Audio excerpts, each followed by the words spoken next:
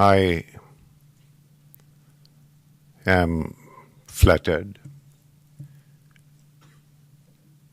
to be here at Asia Society after a long, long break. Last I was here, well, long time ago.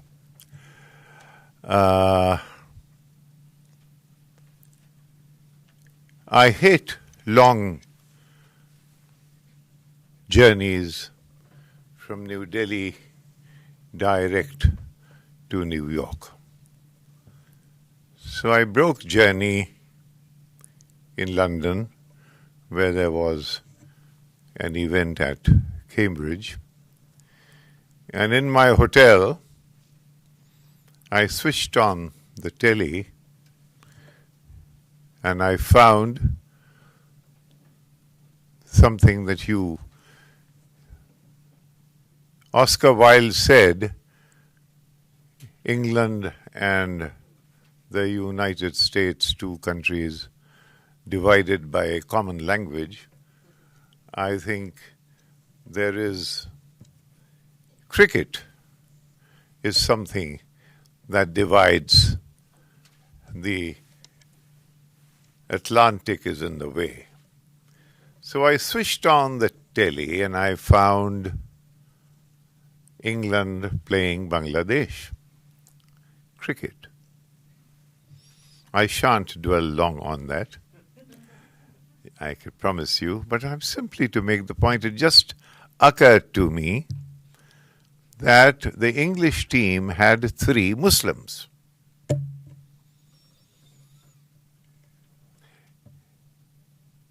Ten years ago, I would have felt very mean having a thought like that cross my mind. It would not have registered. 3 Englishmen of Asian origin, maybe, but it just wouldn't matter. It mattered to me that these 3 players in the English team were Muslims from the subcontinent. I said, but look at that. Sadiq Khan, another Muslim, Mayor of London. They seem to be prospering here rather better than back home. Very talented team Pakistan had once. Today,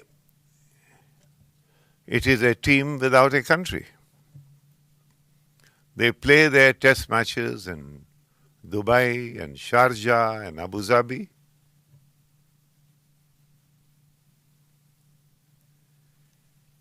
Just when I was beginning to lament, someone sent me a note saying, no, Saeed, don't say that there is no Muslim in the Indian cricket team, because today the team has been announced and there is Mohammad Shami.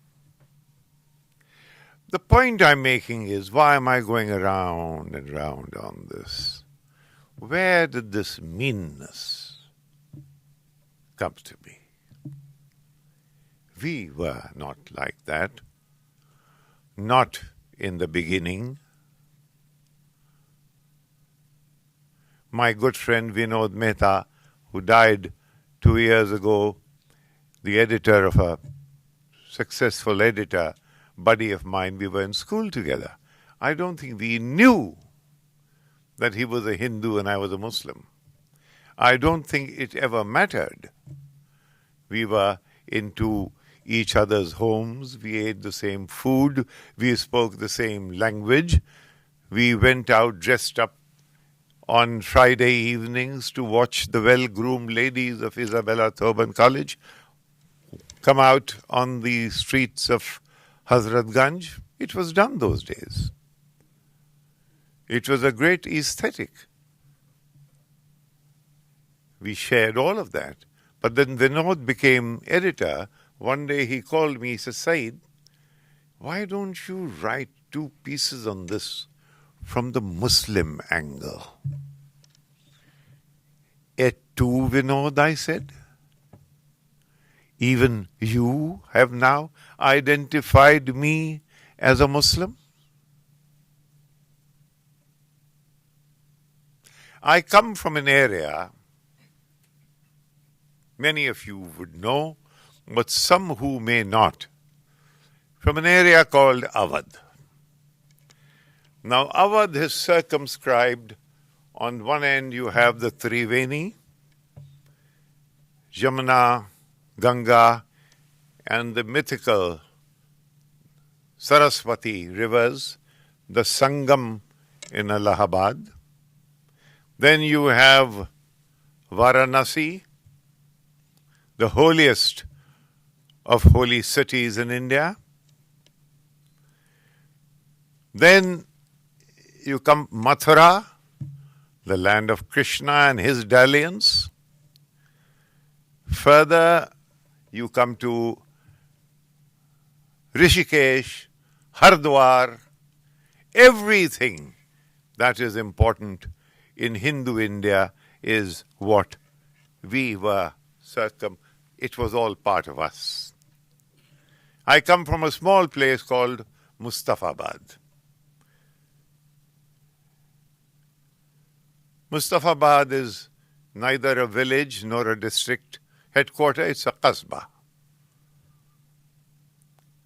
In between. Our home is about 300-400 years old at least. But when we go there, we don't stay in that house, and we go there for annual Muharram, weddings, deaths. We don't stay in the house. We take NTPC, there's an electric outfit nearby, and they have a guest house. We stay in that guest house because this 500-year-old house has come down like melting ice cream, and we cannot, and its upkeep is impossible. But all our memories are anchored there, so we have to go there. Mustafabad happens to be 20 kilometers from Raebareli. Raebareli, you people will be familiar with, is possibly the most important constituency in the electoral schema of India. Because every Indian has been taught to believe that it is the fiefdom of the Nehru-Gandhi family. A small correction and maybe an amplification that my father's elder brother was the first Congress MLA from Raebareli. Now, I'm not doing this to drop names. I'm simply doing this to give you the backdrop against which the drama has been played out. He was the first Congress MLA from Raebareli. As a toddler, I saw Feroz Gandhi, whom Mrs. Gandhi had married, weave his parliamentary constituency around my uncle's assembly constituency. And there are details to it, and I shall not bore you with that. Feroz Gandhi, as you know, was a Parsi. Now, so Rajiv Gandhi technically should be a Parsi young man. But in the Indian framework, he has been Brahminized. He was a good friend of mine. And I used to joke with him. I say, you are all interlopers. I am originally from Raebareli.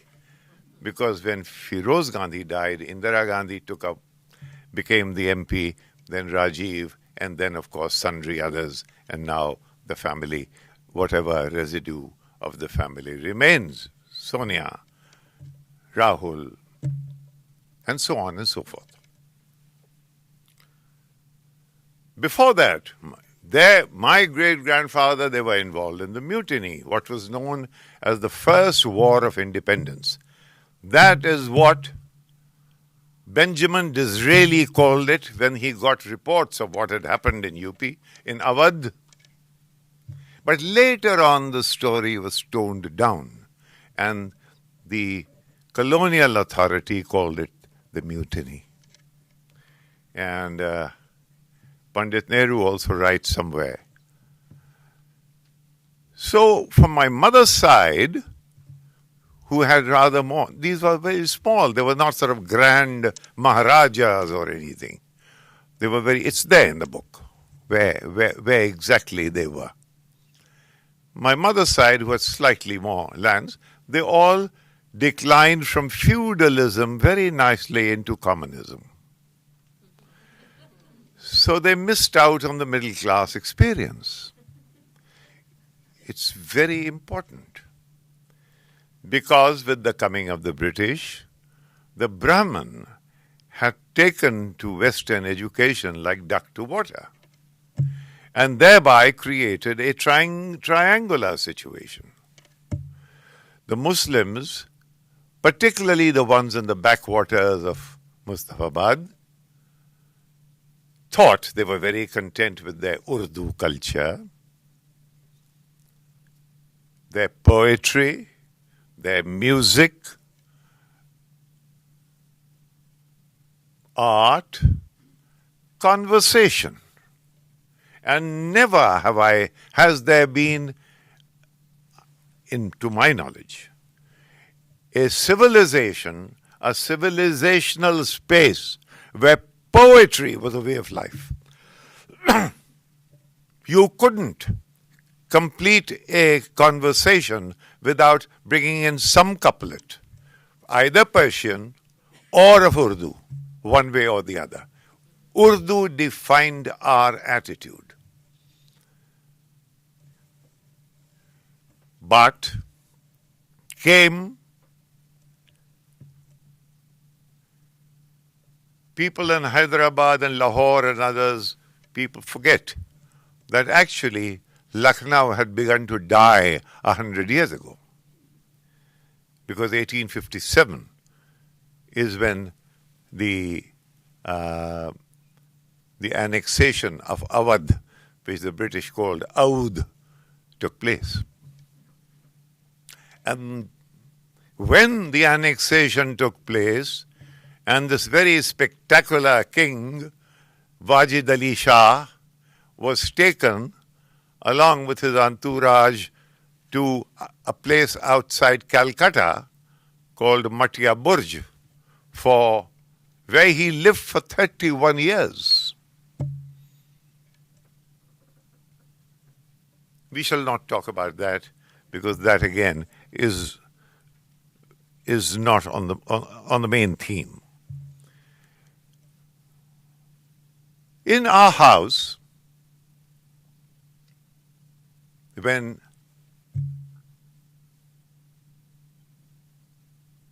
child, for births, a sohar is a song. Sung at childbirth, and particularly after the 7th month. So the favorite sohar of my mother and my grandmother, and contrary to the image people may have, they all wore saris.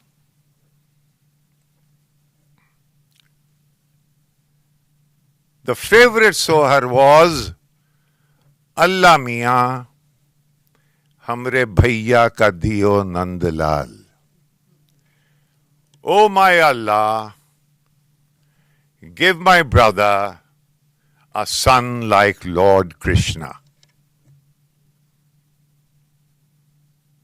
Hazrat Bibi, the Prophet's daughter, is speaking to Sugra. Sugra is the messenger, the parrot.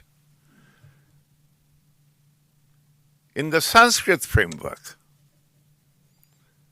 And she says, the battle is over, but Ali Sahab has not come. Go look for him And if you can't find him anywhere, go to Vrindavan, where Krishna plays.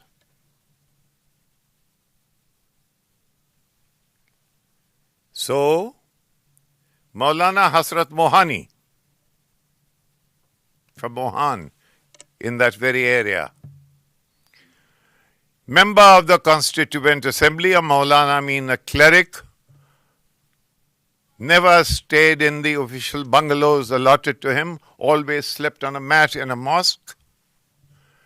The songs he wrote on Krishna in Awadhi and Braj Bhasha are unparalleled.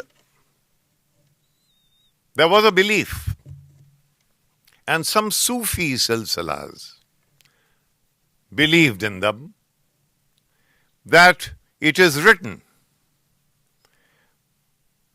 that among the 1,24,000 prophets since Adam, he has sent a prophet everywhere. And the belief was that Krishna was that prophet.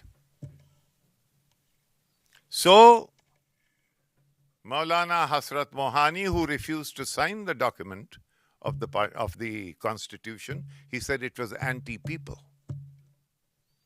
But he used to go for his Hajj. And when he returned, his Hajj was incomplete unless and until he went to Barsana, the abode of Radha. You should listen to it. I'm surprised that Maulana Hasrat Mohani's songs on Krishna, his pranks, he sprinkles colors on me all the time. And he's here and there and everywhere. And he doesn't know. One day, if I squeeze all the mischief out of him, such intense and passionate love. Mor pakha sar upar rakhi hon. I shall wear the peacock plumes in my hair. Mor pakha sar upar rakhi hon. Kunj ki mar. I'll wear the beads that he wore. I shall take the stick and chase the cows in Vrindavan as he used to do and play with all his playmates. But that flute, I shall never touch that flute because his lips have touched it. Uske adharon ne use chua hai. Bayran hai ye meri. This delicacy of thought, Sayyid Ibrahim Ras Khan, the great poet Ghalib, as great a poet, I mean, just as there will be a general consensus that, say, Pablo Neruda ranks with the greatest in any literature anywhere. Ghalib, I shall place there, without any fear of refutation. Ghalib thought that his pension, he was always in penury, went to jail twice, one because he could not pay his liquor bills. Yes, he writes after 1857 that life in Delhi has become impossible. Scotch is selling at 16 rupees a dozen. They told him that if you went to Calcutta, the second city of the empire, the British authorities may help you resume your pension. So the old fellow walks, horseback, palanquin, barges, goes to Allahabad, doesn't like it. Goes to Varanasi, the holiest of holy places, and he puts down anchor there. he wrote his longest poem, Charag-e-Dar, Lamp of the Temple. He says, Varanasi is like the beautiful woman that sees her face in the mirror of the Ganga mornings, afternoons, and evenings. Ibadat khana-e naqusiyanast. This is the Ibadat khana. This is the place of worship of those. Naqus is conch shells. Here people make music out of conch shells. Hamana Kaaba-e Hindustanast. This truly is the Kaaba of Hindustan, of India, says Ghalib. A little before him, Sheikh Ali Hazim puts down anchor in Varanasi. Az Banaras Naravam. Mabade Amast Ija. I cannot leave Varanasi. It is the holiest place for all. Mabade Amast Ija. Har Brahman Pisare Lashmano Ramast Ija. Every Brahman here looks like the very son of Ram and Lakshman. And these are not medieval characters. Bismillah Khan, where Shahnai will never be played more exquisitely, was day before yesterday. He used to play his at the Kashi Vishwanath temple. Music, which we have forgotten. The khayal would not be khayal without Amir Khusro. And every singer, you have, I don't want to get into it because it will only stretch the talk. If an occasion arises, I should say it elsewhere. The point I'm making is that we have loved this place. And we have decorated this place with poetry, with Urdu. Urdu did not come from Persia or Arabia or Turkey or wherever. Urdu was created, forged here. And it is my challenge to the universe. Give me one couplet in Urdu, one, that praises the mullah. He is the constant butt of humor. And my politician has chosen to sideline them and go for the mullah. All of them.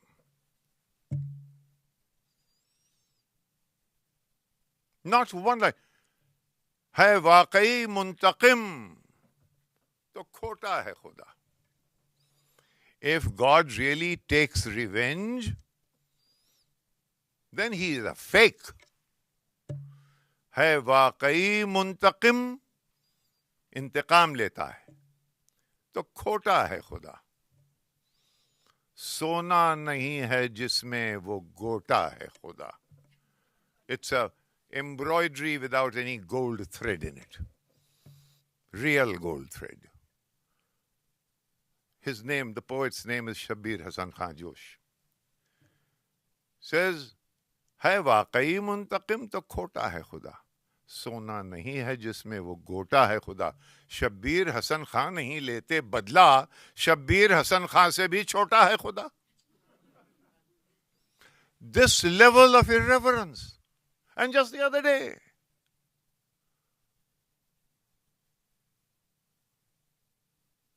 and fundamentalists, extremists,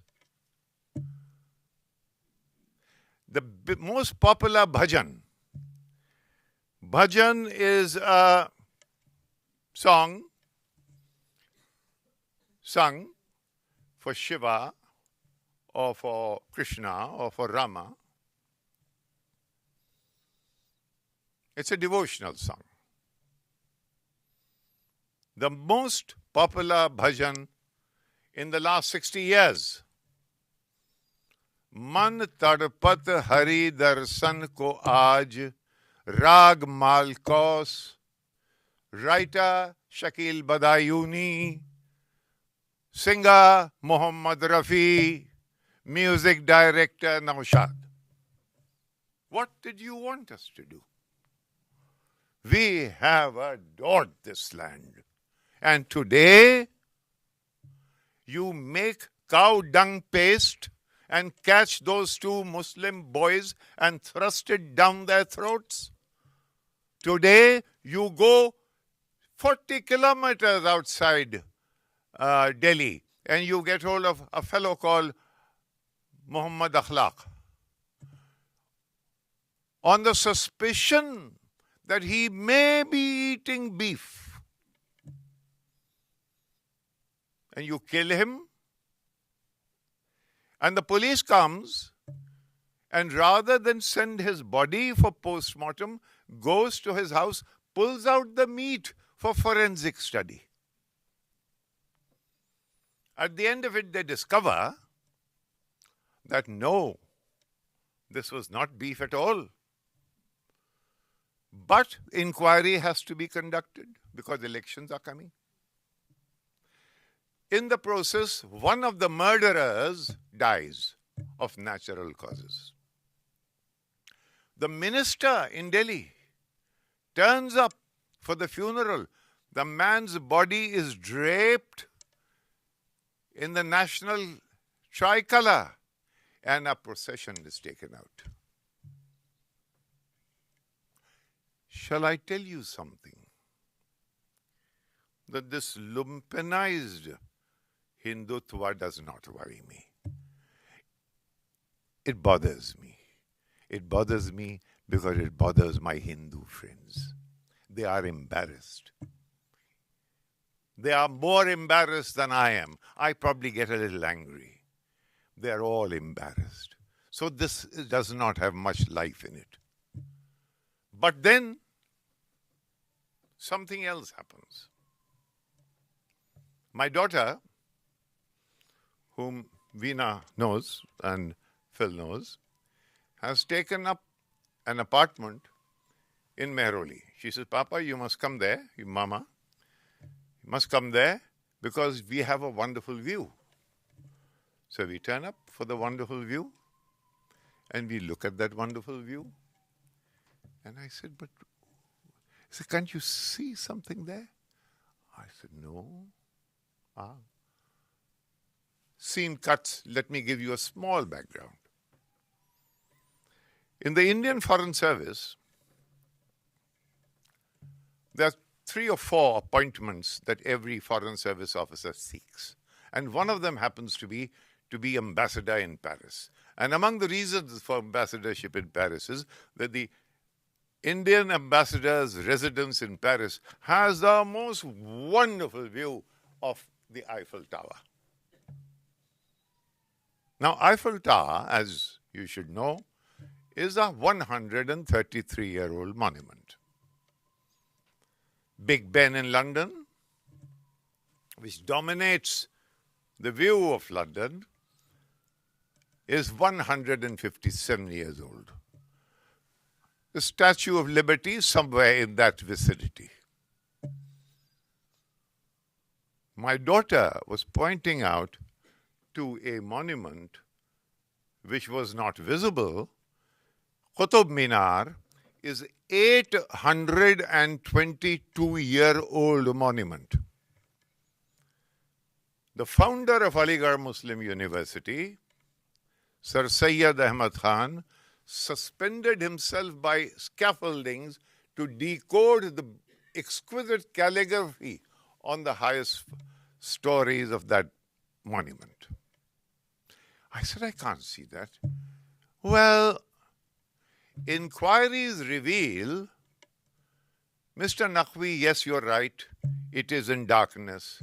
But actually, we had given the contract to Bajaj Lamps. Bajaj is a company that creates these bulbs. The contract had been given to Bajaj Lamps and they have not delivered. So the 822-year-old monument is in darkness for this reason. And the Red Fort? Well, well, well. Now, the lumpenized making paste out of cow dung does not worry me because I have a huge constituency with me and they're all Hindu. They say, this is rotten. Here, this has been thought through in the National Archives, in the Archaeological Survey of India. Where is the agitation? UNESCO has been pleading with Indian governments, and mind you, BJP was not on the horizon then. They have been negotiating. Look, China has 5 heritage cities. Why don't you have one? Okay. Hey, we can't have all the 7 cities of Delhi happen to be Muslim. We can't have 7 cities of Muslim. Okay, fair enough. All right. Bargain goes on. 2 cities they settle for. One is Lutyens, Delhi, British, and Shahjahanabad, Muslim. So these are going to be the 2. And all, again, this is the large constituency that enables us to breathe, that keeps India going. These are the people, Chappie Mishra, Bogi Menon. They create these big dossiers, and UNESCO is coming. It has been narrowed down to 2 choices, the Lutyens and Shahjahanabad, the city built by Emperor Shah Jahan. All right, UNESCO is coming. Here are the dossiers. Lo and behold, comes a mysterious hand, and the dossiers disappear in the Prime Minister's office. Now that, so we are now the capital city of the country where the capital resides. Those in occupation of South Block, North Block, and the bhavans there are not proud of the city in which the capital is. Now that's a tricky one. How have we come here?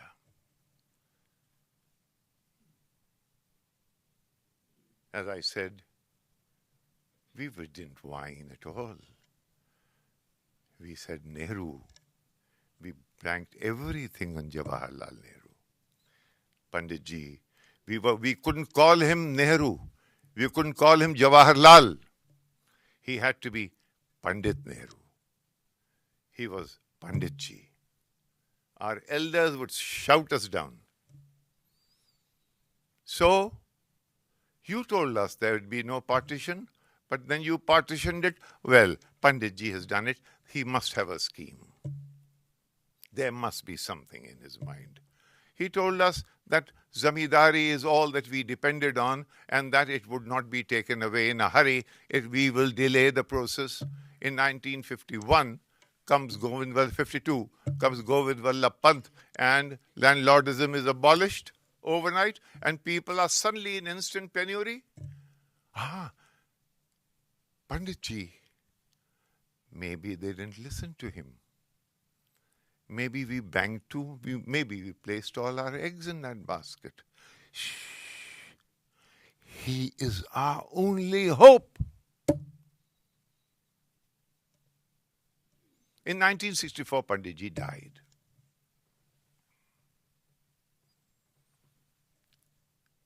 And his hand-picked man called Lal Bahadur Shastri became Prime Minister of India.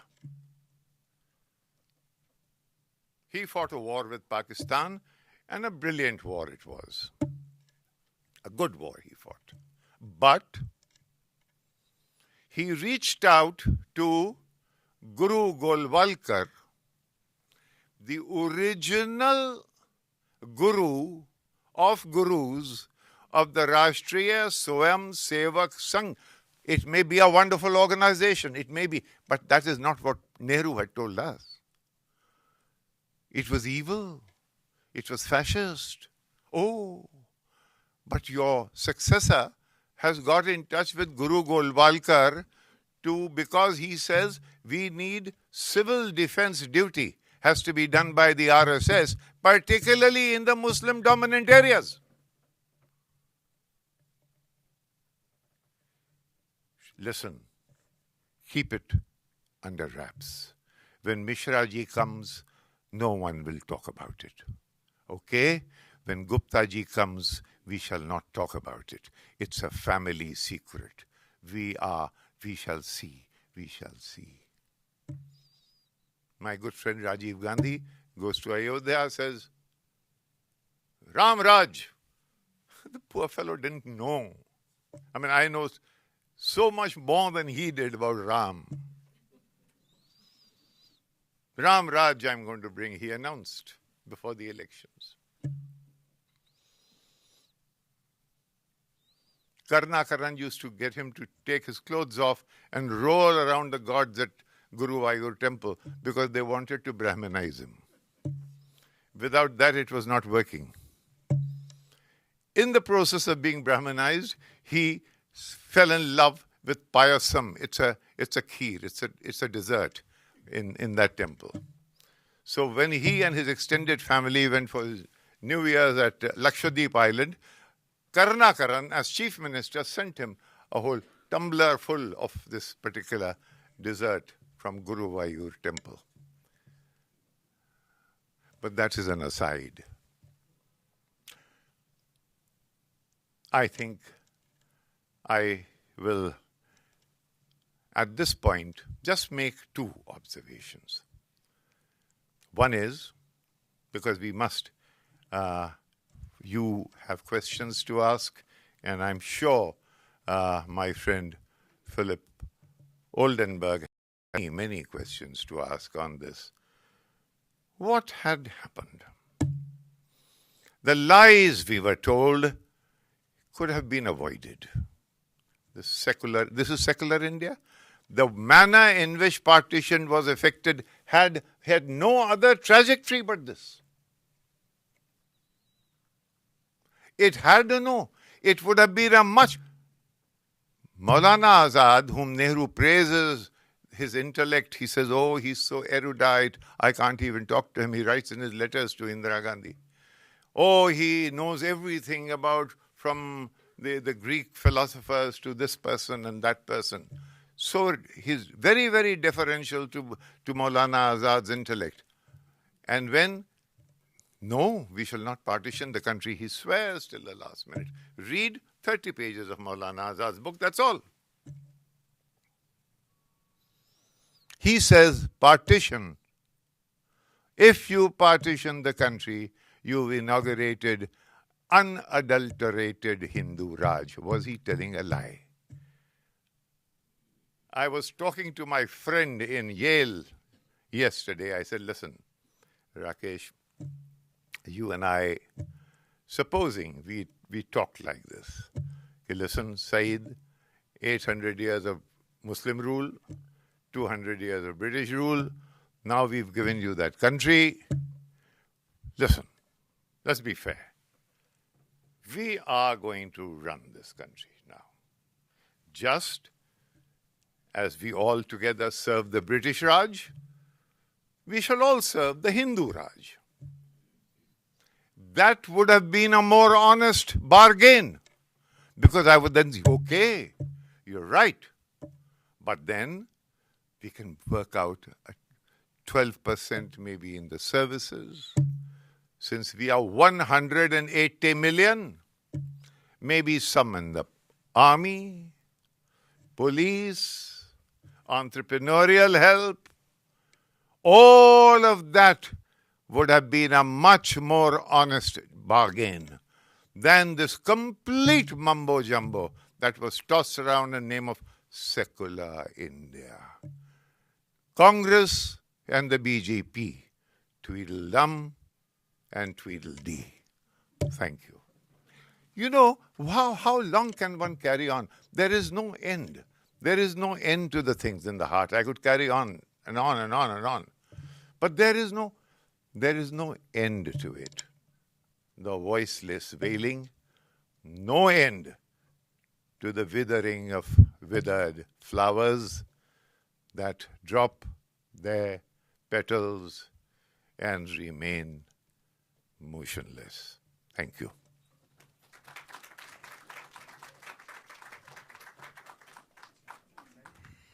Can you move to that? He wanted me sitting in that chair.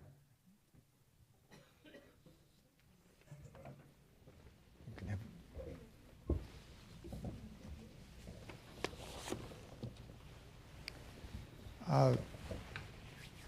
thank you for that that piece of an extended piece of poetry in prose form, and only at the end getting to the darker side of which is in fact what this book is mainly about.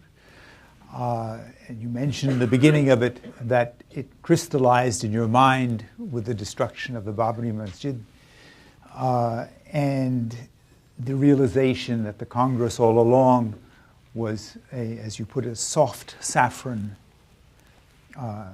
color.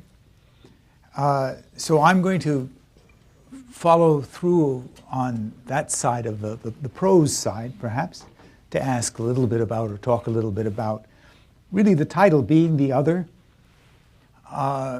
Being forced to become the other, I think, is what the theme is. It's not so much what you have beautifully portrayed is how wonderful it was to be a strand, not of the other, but of the whole.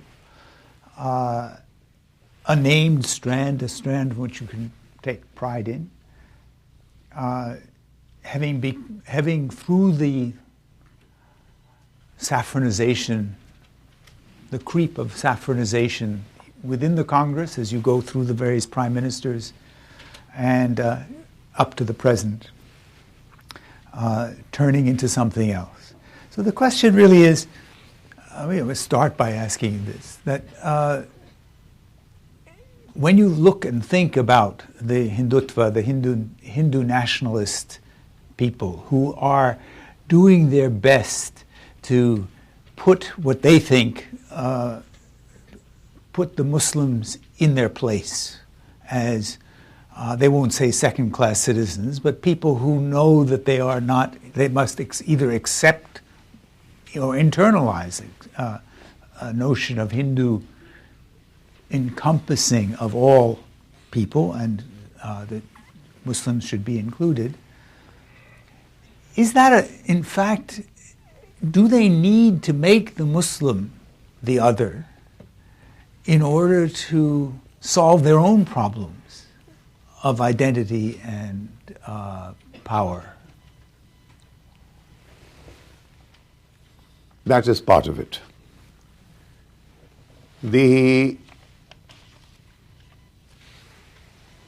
You, assuming you are a Hindu, you don't hate me. Your problem is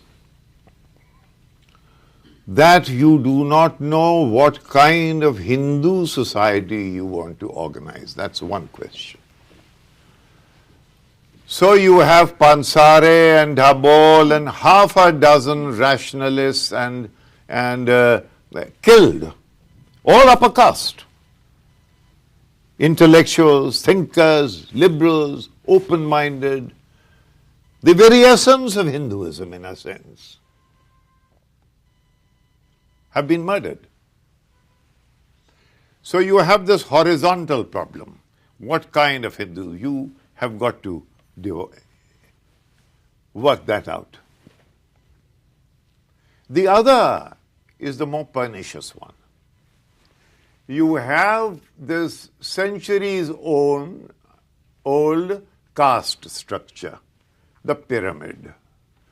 You exposed this to Western notions of democracy, upward mobility, social justice, equity, and so on and so forth. Now, what is happening is, this is giving.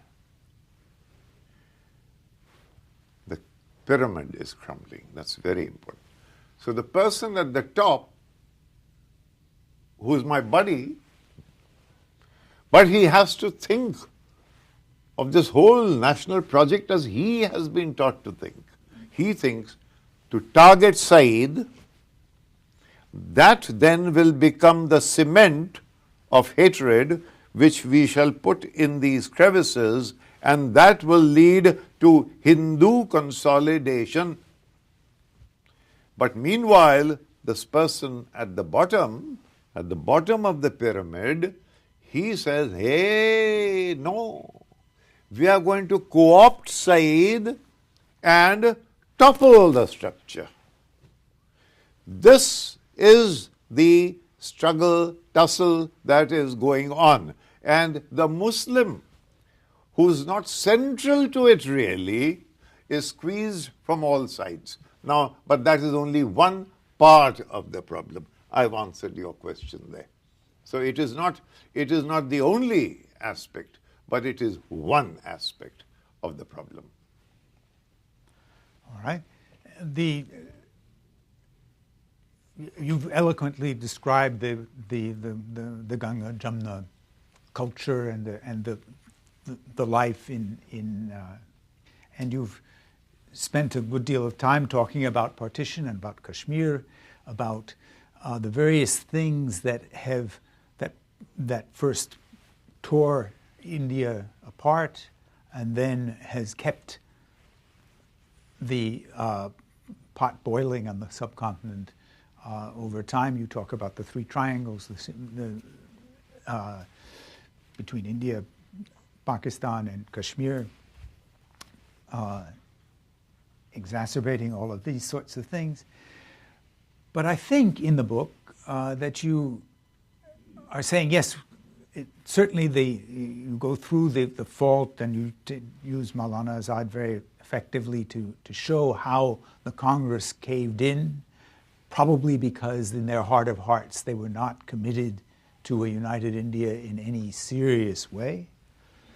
And yet you leave out the extent to which, particularly in the 1940s, that the Pakistan movement seemed to be an incredibly powerful force that brought people in your beloved Awadh into the forefront of a movement to split the country. And I think that's something that's missing. You mentioned various literature. The literature that I remember from this also is in Awadh, but a different part slightly. Raza's Ada Gaon, which I've read in... Masum Raza. Masum Raza. Ada Gaon, half the village divided, basically, which also speaks to Shia-Sunni issues as well as Muslim-Hindu issues. I read it in translation by Gillian Wright, and she writes in an article about this, the tragedy that is told in that novel is the tragedy of the United Provinces. Without support from the UP, which was never to form part of Pakistan, there could have been no Pakistan. And as Viqar Ahmed points out in an essay on undivided families, quote, paradoxically, this idea of a separate Muslim identity that eventually led to the secession of the Muslim-majority provinces could only develop in a province where the Muslims were in a minority, and especially in a province like the UP, where the political rivalry between the Hindus and Muslims was compounded by linguistic and cultural chauvinism on both sides. End quote. After partition, says Gillian, the Muslims of UP were deserted by their leadership. I think not just UP, but Delhi in particular. And the issue then is, first of all, if you can talk a little bit about self-examination, the divisions within it, and why those people in UP, Khaliquzaman, Rajasab Mahmudabad, took the dream of Pakistan and made it into a reality. I think they bear at least as much responsibility as Panditji for that. And secondly, talk a little bit about what the wound that India suffered of the removal of its upper layer leadership to Pakistan, literally, some of them, but also the shift so that, and the fact that through this procession of prime ministers that you talk about, through the discussion of the various people that have existed, you do not really come to grips with who speaks or should have spoken for and didn't speak for the Muslim community after partition. You've asked many questions there. I have.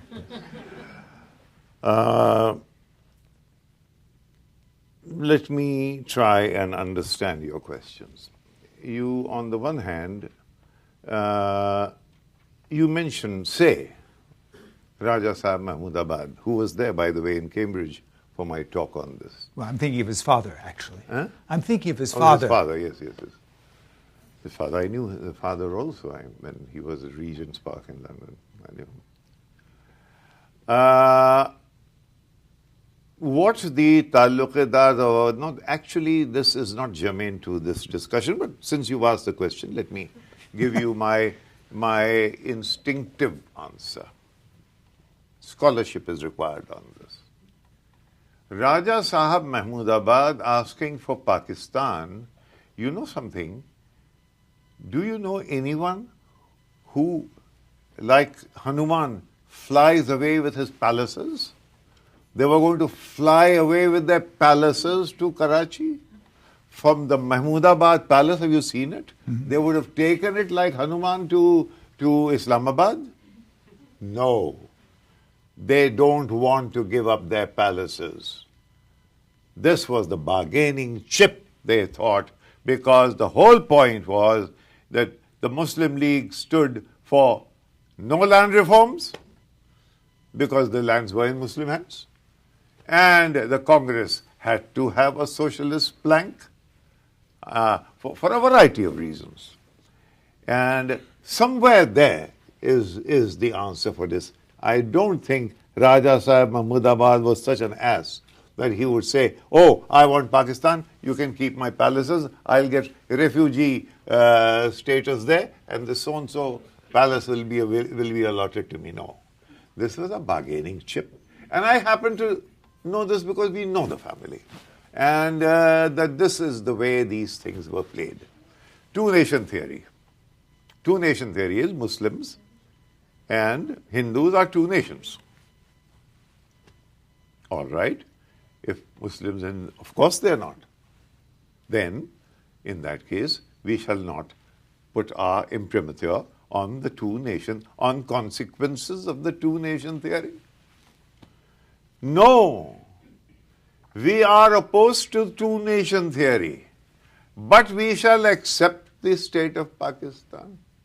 But we are opposed to the two-nation theory. Therefore, here we'll have a secular state and we'll keep Kashmir as part of it. Now, what kind of mumbo-jumbo is that? Does it smack of any kind of consistent honesty? That we are opposed to the two-nation theory, but we accept Pakistan. Either you were opposed to it or you were not opposed to it. So let us not go into that also, because that again requires a specific beaming.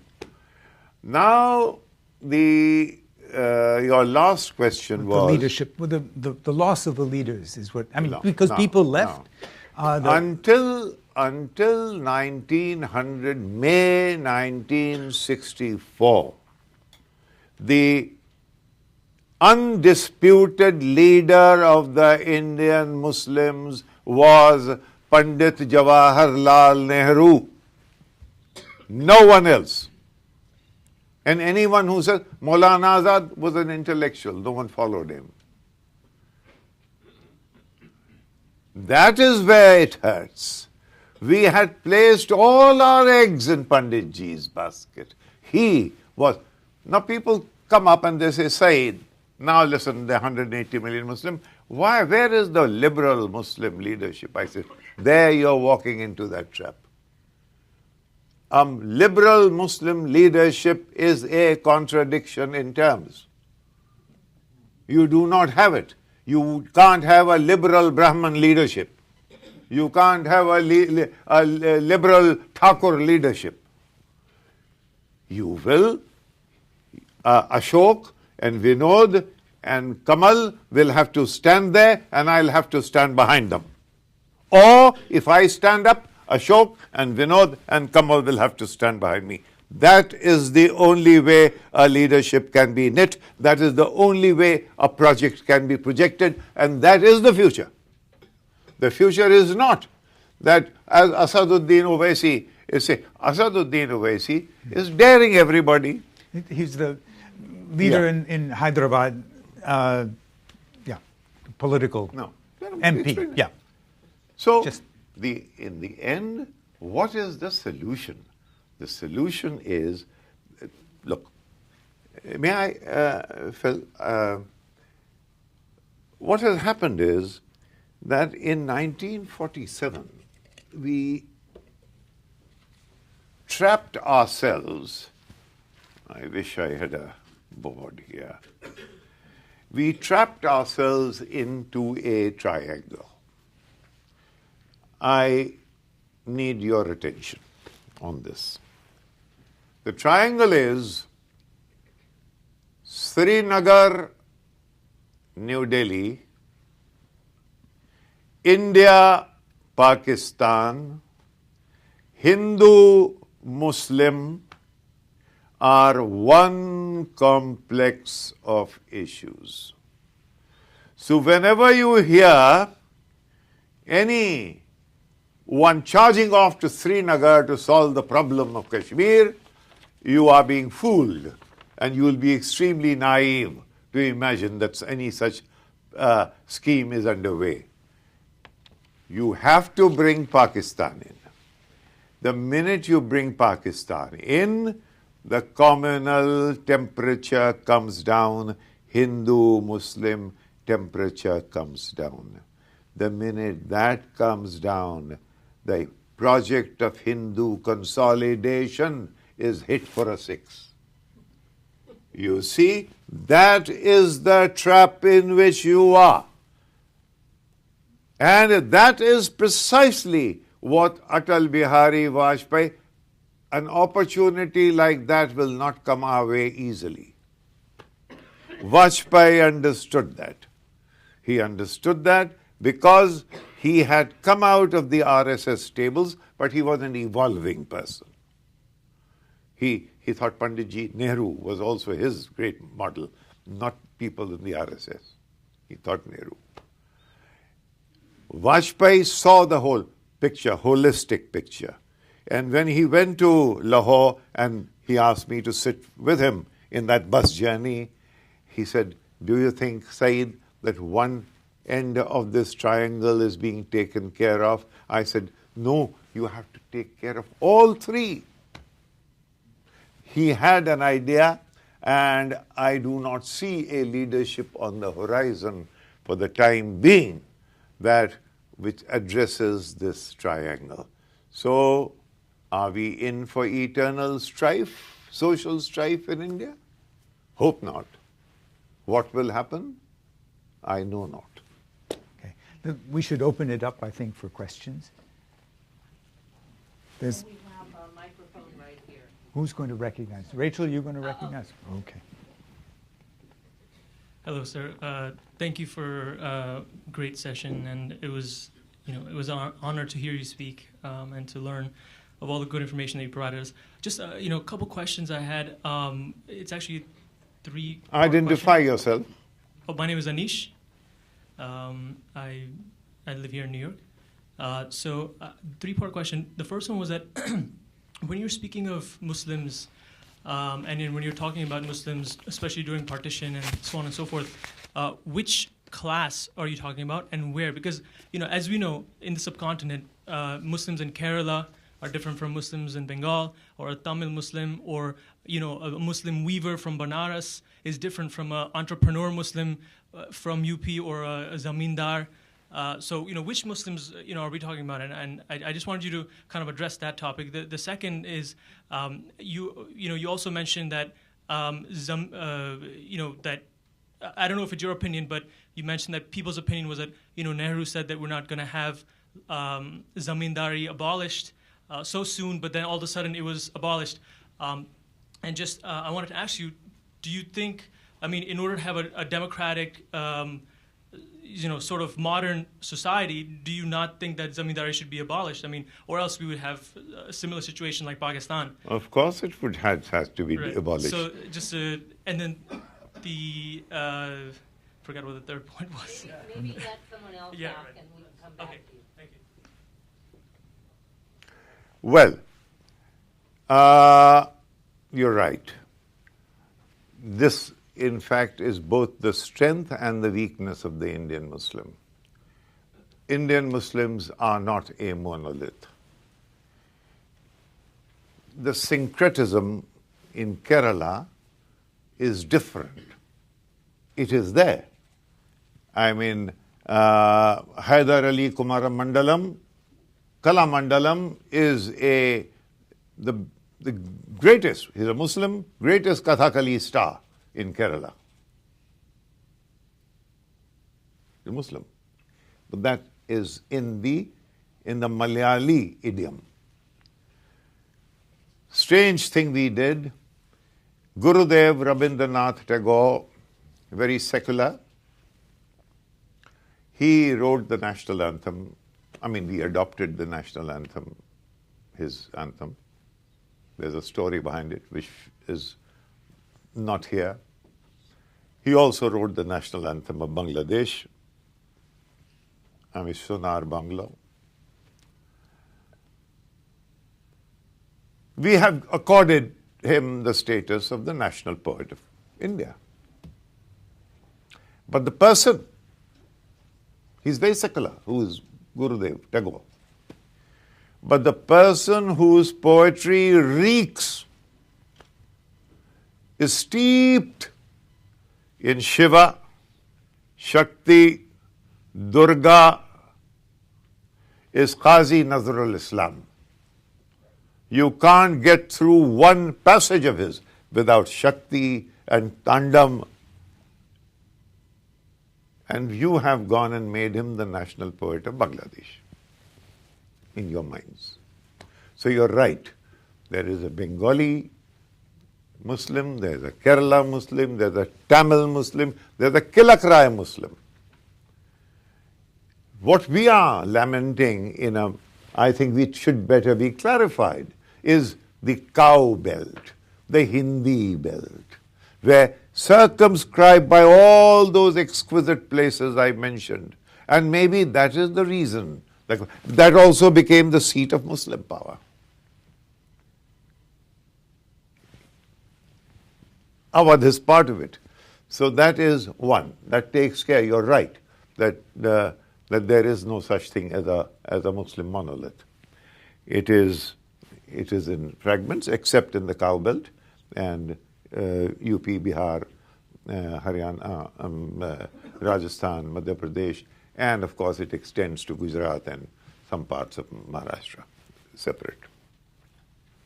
Your next thing was, which Muslims are we talking about? No, isn't it? Class differences. Sorry? Class difference. We were. Well.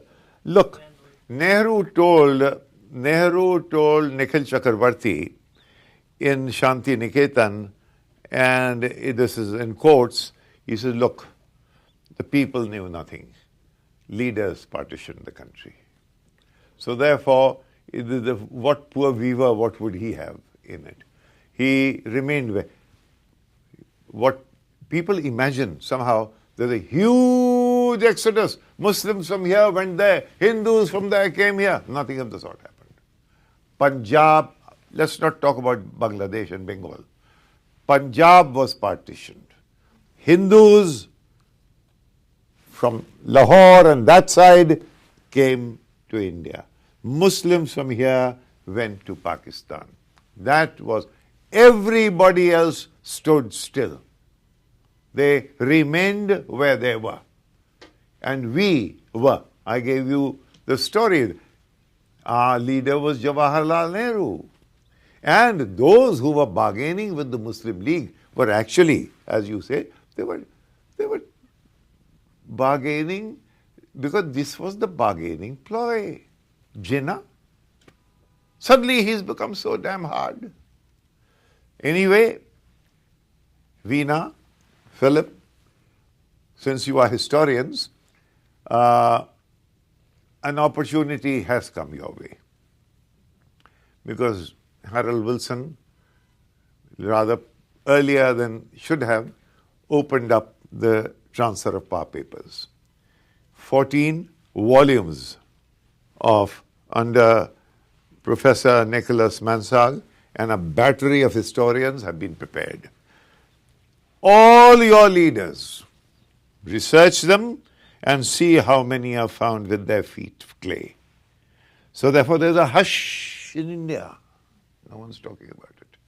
There's also a hush in Pakistan because Jinnah comes across as something of a who was had on this partition business, according to me.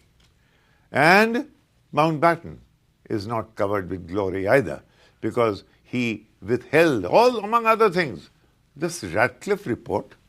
All the governors are saying, please let us know. And he said, no, I want to go out in grandeur. And what he did between his, as Governor General,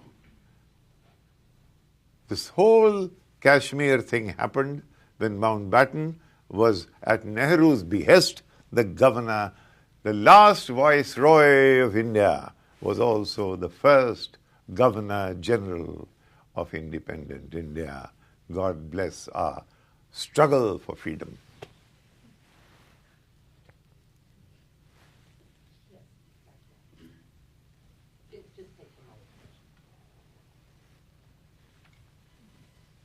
Hi, my name is Nafis Sayed. I'm over here. I had a question about the contingency of Hindu nationalism that exists here in the United States. And, you know, we've seen that with, you know, several fundraisers for the BJP and for Modi, most recently the one that featured Donald Trump. And, you know, we don't have to talk about Donald Trump, but could you speak to, you know, the kind of transplanting of the Hindu nationalist movement here to the in the U.S. And you know why that is, and how we should think about that in the framework of, you know, everything else you were talking about. Framework of what you were talking about. You know something, Rachel Cooper, I thank you very much for having given me this opportunity.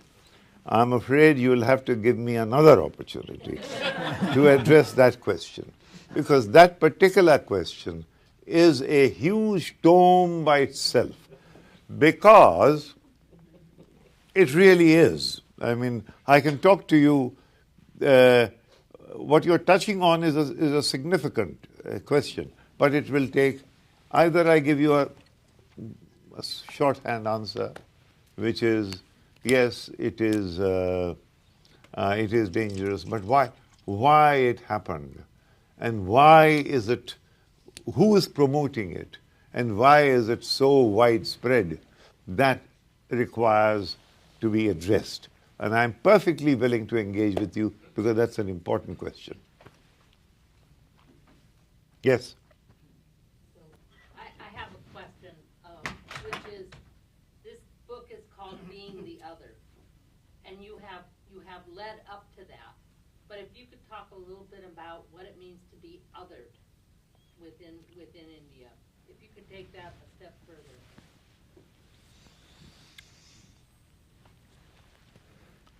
It's clear, Rachel, isn't it, that as I say, I've begun to notice little things like men in a Muslims in a team, or whether so and so. Look,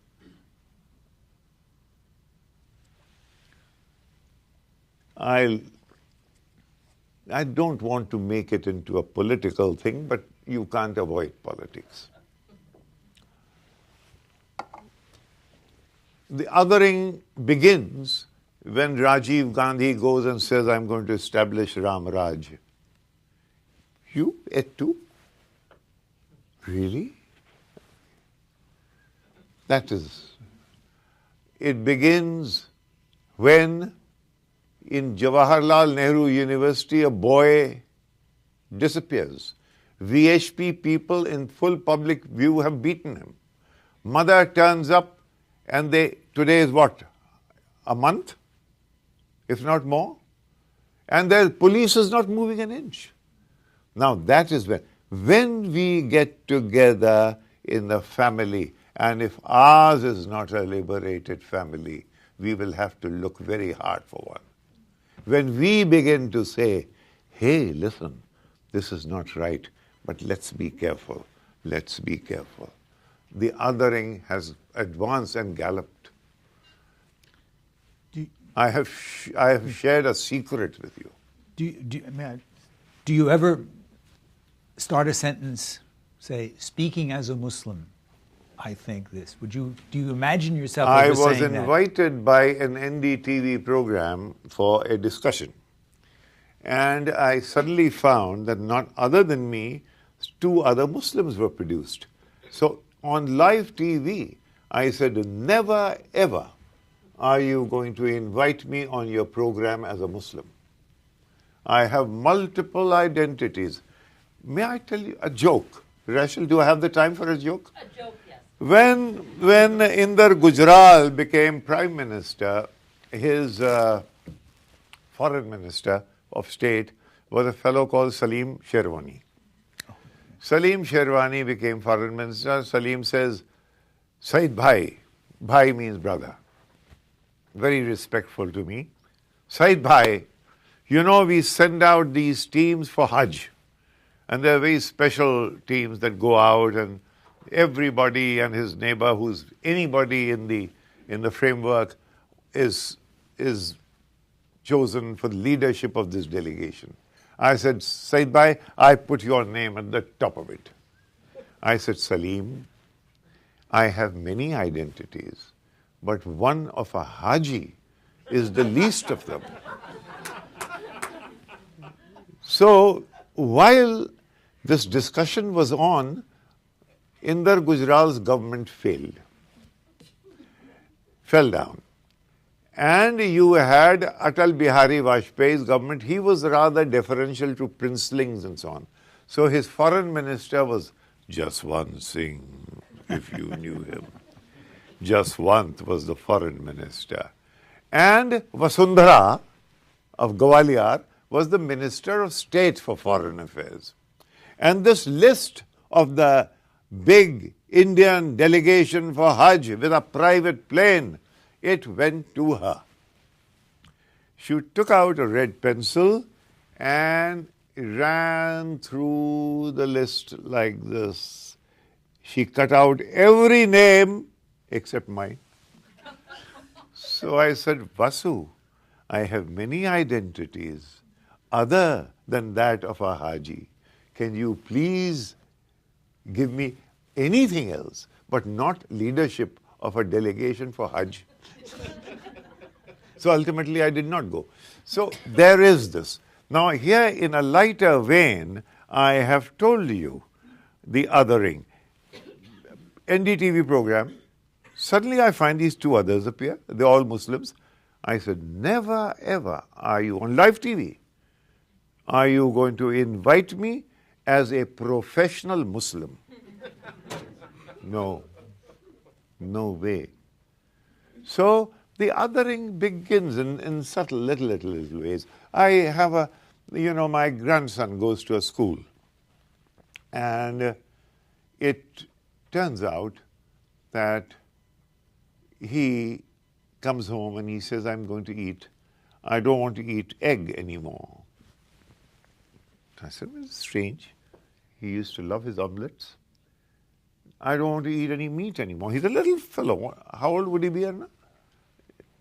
9.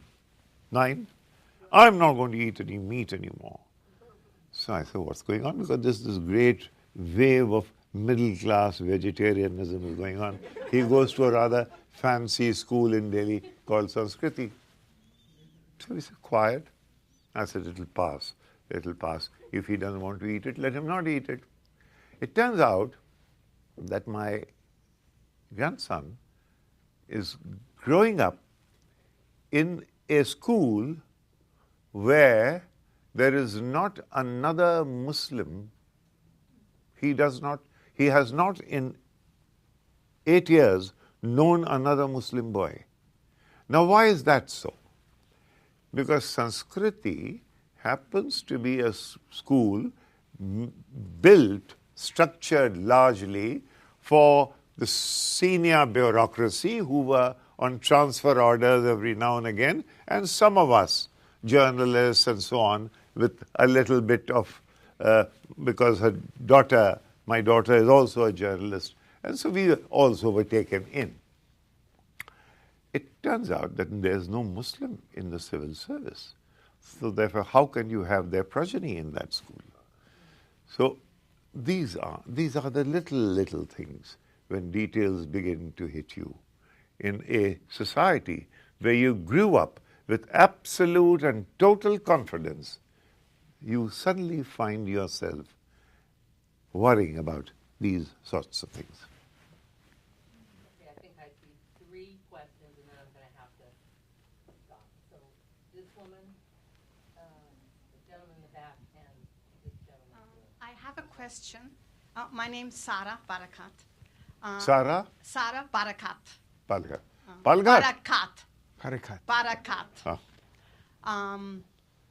I have a question as well as An observation. as an observation. That's your right. And the question which Ms. Cooper asked, when did you start feeling the other? Babri Masjid, when I saw it on TV, on BBC, the people on top of the mosque about to go down. That's when I start feeling the other. I've lived abroad most of my life and been living in India for about over 30 years now.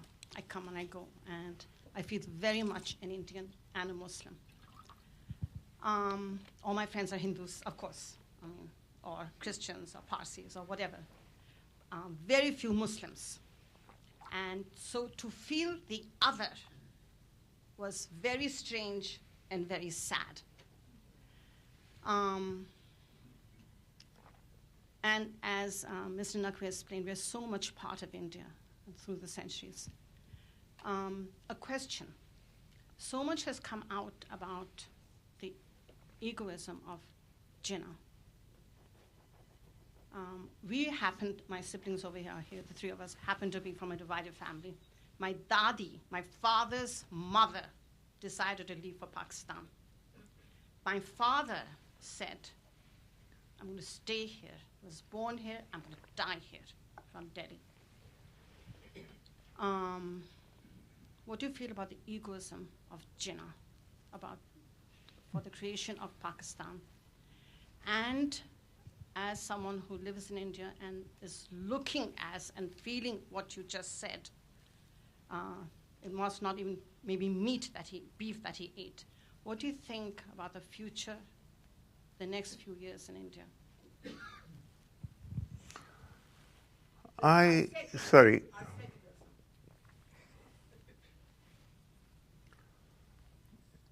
You want to add to that one? No, I mean the future of Yeah. which we are supposed to be a secular country. That's what we were based on as a secular country.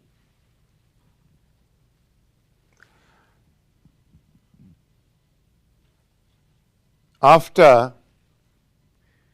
the June 3 plan of Mountbatten, which should have been debated and disputed, the manner in which Gandhiji, Nehru, Patel, they all fell in line and signed on the dotted line. I urge you, there's many books that, as I've said, this transfer of papers will reveal many things. There's a squeamishness in India, in Indian academia, and in Pakistan and in Britain, for different variety of reasons. But it will come up. Work is being done. And wait till it hits the ceiling, and it will.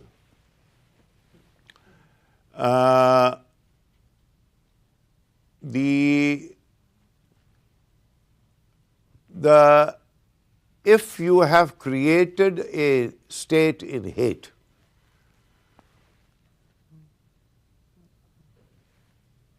what kind of a genius was it? Which Muslim genius, Jinnah or whoever else, that the result of partition was the division of the Muslims on the subcontinent three ways? Think about it. The real division, the effect of partition is the division of the Muslims and on the subcontinent three ways. And let me, on a positive note, tell you that of the three entities that have come out of partition, the one most secure is the one that I would urge people to visit, and that is Bangladesh. Don't be taken in by this terrorism, because that is, we glided seamlessly from British Raj to Hindu Raj. We gave it the name secularism. The consequences are there today for all of us to see. This was all this facade. You ask a congressperson, name a secular leader. Nehru, of course. Forget Nehru. Give me a second name. Well, what about Indira Gandhi? All right. You can't think of anything other than name one name, Baba.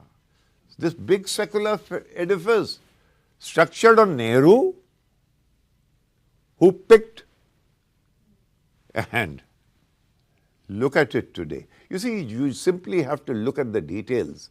The biggest statue in the world is the statue of Sardar Vallabhbhai Patel being built in Gujarat. And it is not being built by the Congress party. It is being built by Narendra Modi and his party. So please let us, I have disabused myself of this mumbo jumbo. We lived in that romance. Shh, don't mention Nehru, Pandit Nehru. We have come to this pass. The more honest thing would have been, as I said, ki bhai, 800 years of Muslim rule, 200 years of, simply put, I mean it's very simplistic, but we can refine it. Bhai 800 saal tumne hukumat kar li, 200 years of British, we've now given you a country.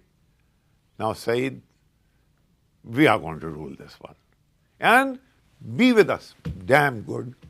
But then let's have a bargain. In the archaeological survey of India, let Qutub Minar be protected. Let there be 14% in the army. 180 million is the population. It will be 300 million in another 15 years. What are you going to do with this?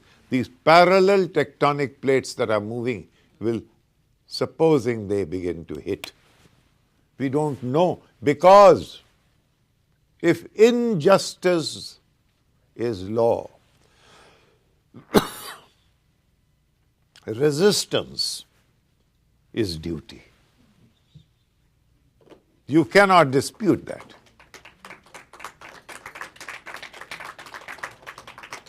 Okay, I promise now 3 questions and that's it. And you don't get one. Sorry. You can talk to him after that. Because we're going over. Your question is valid, but it requires a long answer. I'll keep it. And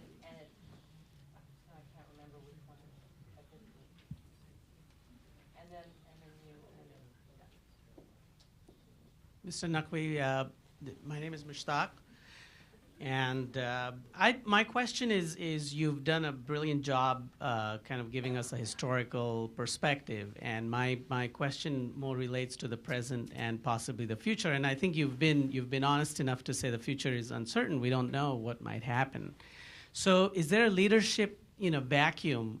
Because you described Hindutva as maybe an act of intiqam or revenge because of 1,000. Maybe you alluded to that. Maybe it's possible that's sort of a reaction to being colonized for 1,000 years. So there's finally a Hindu country in the name of secularism. But where the Indian Muslim is behind the curve in terms of education, employment, participation in the army or the civil service. So one of my fears is a community that has been so loyal to the country and has largely participated in Indian society. If it becomes more and more marginalized, as you said, there might be an element of extremism that might creep in, as you just said, resistance. So that's one fear, but what is the solution? Is there a lack of leadership in the Muslim community? Is there a lack of people like, maybe not Maulana Azad, but even Jinnah provided that leadership? But what is the leadership situation in India with the Indian Muslims? And what do you see as some of the solutions that could emanate, say, from the Muslim community? Because is Hindutva going to eclipse, this 180 million strong community? Or what can you give us sort of a present and a futuristic perspective, if you keep Our strength is our diversity. Our strength is our diversity. Therefore, this project, it can succeed, as I said, in the cow belt. The best beef steak is available in all the clubs in Calcutta.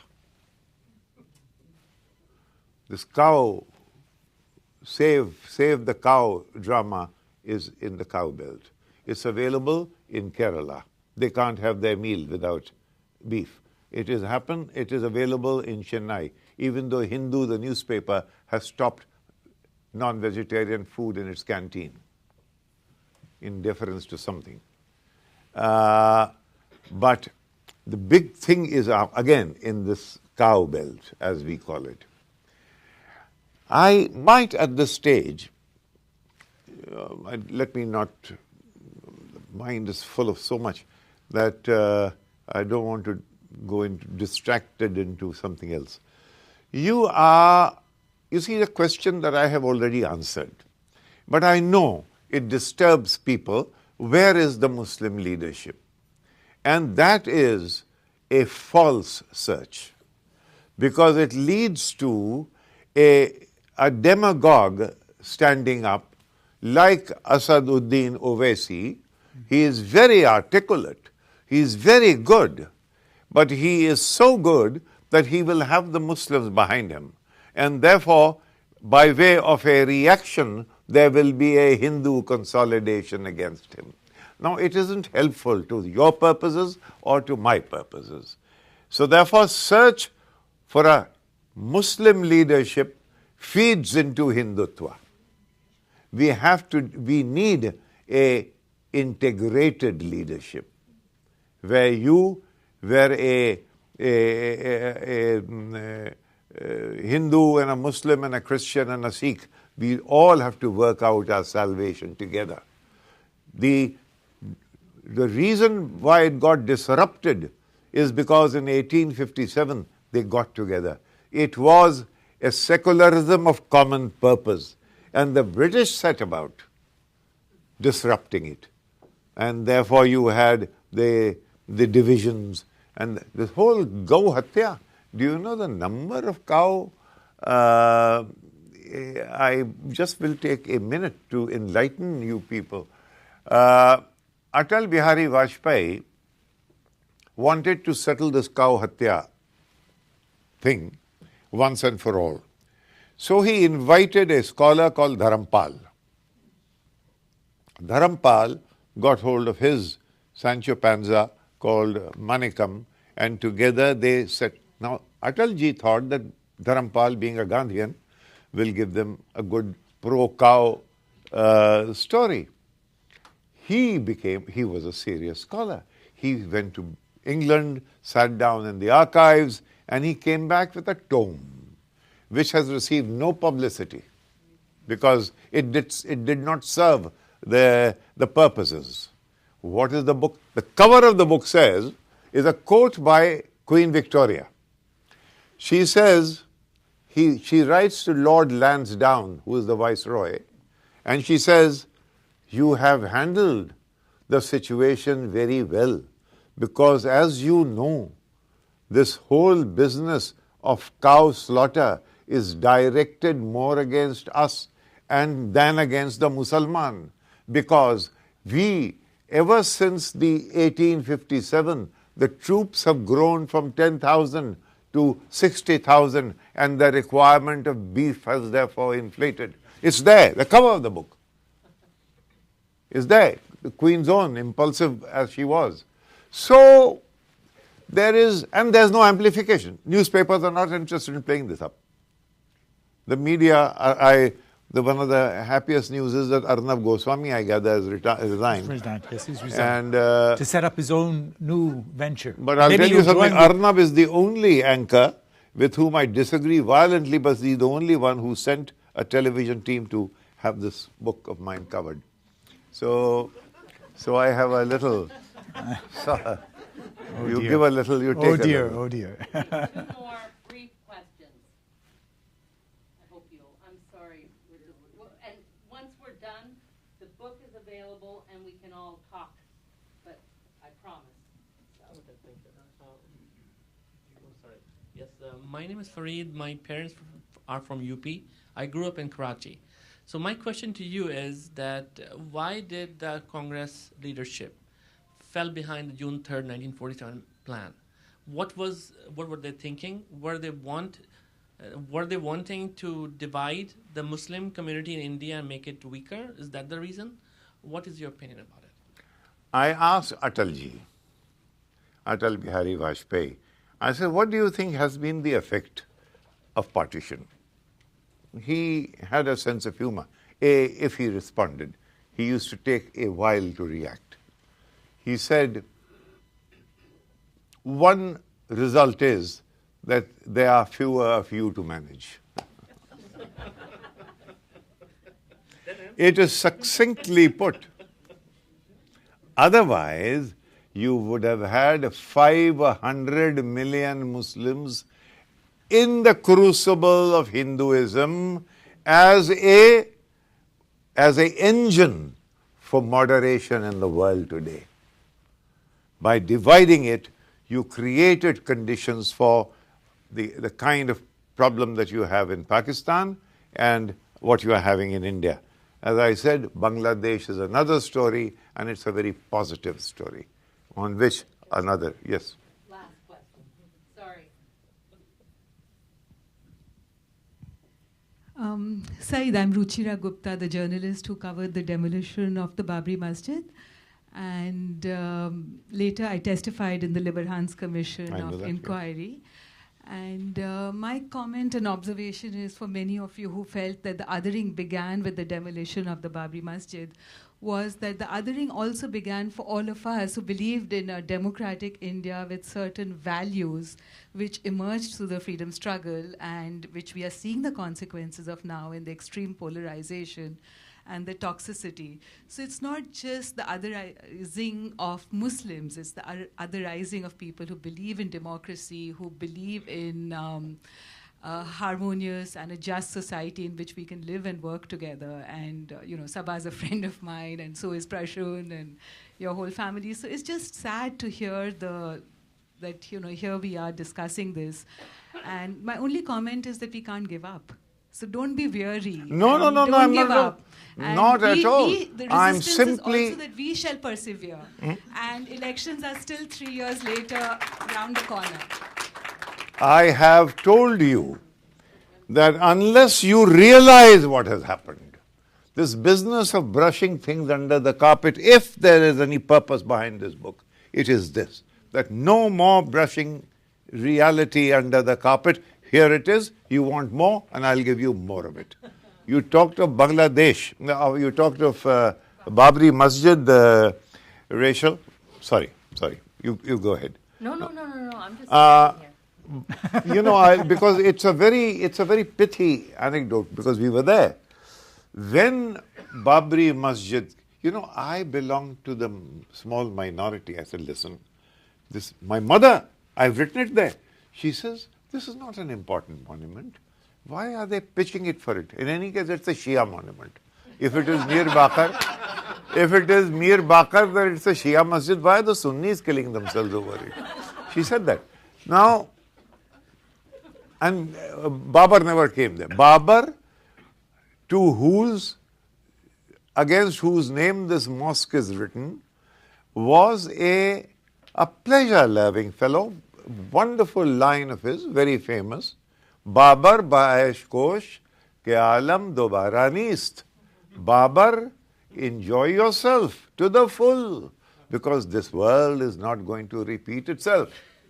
That is Babar, you gave him. Anyway, when the mosque fell, I was among those. I said, "Theek hai. I think Ram temple agar ho jaye to haraj kya hai? Why? If a Ram temple is built here, what? I mean, if they really believe it, all right, leave it to the courts." No. The mosque is brought down. In those days, Rachel, there was no multi-channel India. Doordarshan and News Track. India Today magazine had started a thing called News Track.